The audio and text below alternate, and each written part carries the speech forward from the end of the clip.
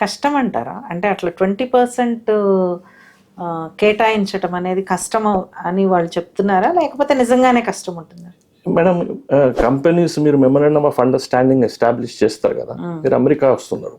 మొన్న కూడా మొత్తం సీఎం గారు, ఐటీ మినిస్టర్ గారు అక్కడ రావడం జరిగింది. ఎన్నో కంపెనీతో వాళ్ళు మెమరాండమ్ ఆఫ్ అండర్స్టాండింగ్ సైన్ చేశారు. మెమరాండమ్ ఆఫ్ అండర్స్టాండింగ్ అంటే మేము మీకు ఫెలిసిటేట్ చేస్తాం ఇక్కడ. అప్పుడు మీకు కూడా ఒక టర్మ్ ఉంటుంది కదా, మేము ఇట్లా చేస్తున్నాం కాబట్టి మీరు కూడా మాకు తెలంగాణ యువతకి కొంచెం ఎంప్లాయ్మెంట్ ఇవ్వండి. ఆ రెవెన్యూ ట్యాక్స్ మీకు వస్తుంది, గవర్నమెంట్కి వస్తుంది ఇన్వెస్ట్మెంట్ పరంగా. కానీ జాబ్స్ పరంగా కామన్ మ్యాన్కి ఏం లాభం అవుతుంది? కంపెనీ పరంగా మీకు గవర్నమెంట్ ఎక్స్చెక్కర్కి ఏమైనా వస్తే ట్యాక్సెస్ వాళ్ళు ఇక్కడ ఉంటారు కాబట్టి మీకు వస్తే రెవెన్యూ ఇంక్రీజ్ అవుతుంది కావచ్చు. కానీ తెలంగాణ పిల్లలు, మనము తెలంగాణ తెచ్చుకున్నాం ఎందుకు? నియామకాల గురించి. ఆ గవర్నమెంట్లో ఉద్యోగాలు లేవు.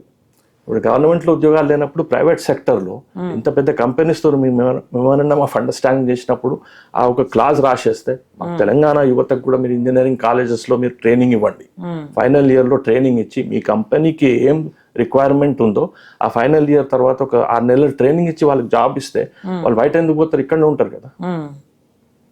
అట్లా ఏమన్నా అండర్స్టాండ్ అంటే వీళ్ళకి మనం సజెషన్స్ ఇచ్చినా కూడా ఇప్పుడు వాళ్ళు తీసుకునే పొజిషన్లో లేరు. ఎందుకంటే వాళ్ళకి ఇప్పుడు ఇన్వెస్ట్మెంట్స్ కావాలి. ఇప్పుడు బీఆర్ఎస్ గవర్నమెంట్లో అది ఫెయిల్ అయింది. ఇప్పుడు కాంగ్రెస్ వాళ్ళు దాని మీద దృష్టి పెడుతున్నారా? లేదు. ఇప్పుడు కేటీఆర్ ఉన్నప్పుడు కంపెనీస్తోని మెమరాండమ్ ఆఫ్ అండర్స్టాండింగ్ అయిన కంపెనీస్ ఇక్కడ ఎస్టాబ్లిష్ కాలేదు. మేము రాసినాం, మీరు ఎన్ని కంపెనీస్తో చేసిండ్రు, స్టార్ట్అప్ కాలేదు. ఎందుకు కాలేదు? ఎన్నిటి మీద చేసి ఉండొచ్చు వాళ్ళు? అది నా దగ్గర మొత్తం డీటెయిల్స్ కావాలంటే మీకు పంపిస్తా మేడం. అది డెక్కన్ క్రానికల్లో కూడా ఒక పెద్ద ఆర్టికల్ వచ్చింది. IT companies fail to start up in Telangana. కొన్ని కంపెనీస్తో మెమరాండమ్ ఆఫ్ అండర్స్టాండింగ్ వీళ్ళు చేసుకున్నారు. అది మెమరాండమ్ ఆఫ్ అండర్స్టాండింగ్ అన్నప్పుడు వాళ్ళు ఏం చేస్తున్నారో అది పబ్లిక్ డొమైన్లో లేదు. వీళ్ళు ల్యాండ్ కేటాయిస్తున్నారా, ఇంకా ట్యాక్స్ కొంచెం బెనిఫిట్స్ ఇస్తున్నారా? అయితే అదంతా తెచ్చుకున్నాక ఎంఓయూ ఎప్పుడన్నా బయట పెట్టారా? ఎప్పుడు ఎంఓయూస్ ఎప్పుడు బయట పెట్టలేదు. అంటే ఏ కంపెనీతో ఏ టర్మ్స్ ద్వారా అయితే ఆ టర్మ్స్ ఎక్కడ మీకు కనబడాయి? వాళ్ళు పెట్టలేదు, వీళ్ళు పెట్టలేదు. అయితే అది కంపెనీస్ ఎందుకు స్టార్ట్అప్ కాలేదు అని నేను క్వశ్చన్ వేసాను. మీకు డెక్కన్ క్రానికల్ది ఉంది, దాంట్లో యూనో మేము రాసి పంపించినాం కూడా. వాళ్ళు అన్నారు IT companies fail to establish in Telangana after signing the memorandum of understanding. ఇప్పుడు మెమరాండమ్ ఆఫ్ అండర్స్టాండింగ్ సైన్ చేసినప్పుడు ఇక్కడ ఎట్లా ఉంటుందంటే తెలంగాణ ప్రజలకి న్యూస్లో ఏమొస్తుందంటే తెలంగాణ ప్రభుత్వం ఇన్వెస్ట్మెంట్స్ అట్రాక్ట్ చేస్తున్నారు, ఇంత వచ్చాయి, ఇన్ని క్రోర్స్ అని ఇస్తారు, మాకు వస్తున్నాయని.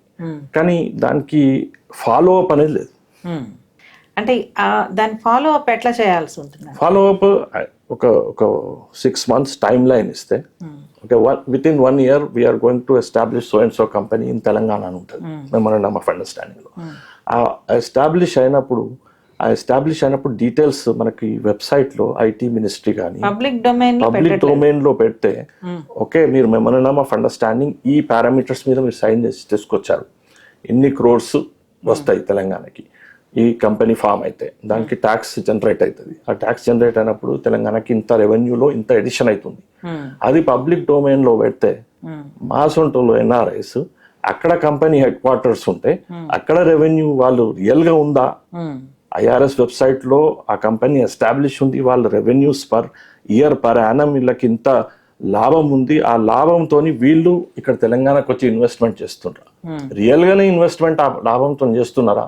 లేదంటే జస్ట్ మెమరాండమ్ ఆఫ్ అండర్స్టాండింగ్ చేసి ఇక్కడ క్విట్ ప్రో తీసేసుకుంటున్నారు? అది పబ్లిక్ డొమైన్ లో లేదు. కేటీఆర్ ఉన్నప్పుడు కూడా పబ్లిక్ డొమైన్ లో లేదు ఎంఓయూస్. ఇప్పుడు శ్రీధర్ బాబు ఉన్నప్పుడు కూడా లేదు, అన్ఫార్చునేట్లీ.